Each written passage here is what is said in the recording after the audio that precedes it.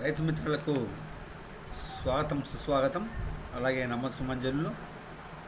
ఈ రబీ సీజన్లో రైతులందరూ పొలాల్లో చాలా బిజీగా ఉంటారు, నారుమళ్ళు దున్నుకుంటూ నారు పోయడం కోసమని. కాబట్టి రైతులు పొలము మంచి దున్ని నారుమడికి నారు తయారు చేసిన తర్వాత, మడి తయారు చేసిన తర్వాత మనము ఇప్పుడు కోసిన వరి అయితే 45 రోజులు డార్మిషన్ పీరియడ్ అని నిద్ర వ్యవస్థలు ఉంటాయి.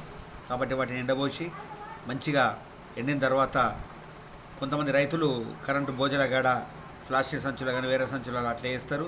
వేసి అదే కరెంటు పెట్టేస్తే ఆ వాటర్ తోటే మొలకొస్తాయని చాలామంది చేస్తారు. కానీ దానివల్ల జర్మినేషన్ చాలా తగ్గుతుంది.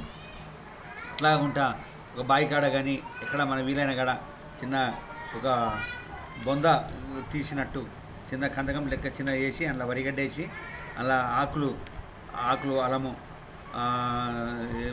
టెక్టాకులు కానీ లేకపోతే ఆయిల్ ఆకులు కానీ వేసి వాటి మీద వడ్లు మంచి నానవేసి పోసినట్టయితే జర్మినేషన్ ఎక్కువ శాతం రాగలుగుతుంది.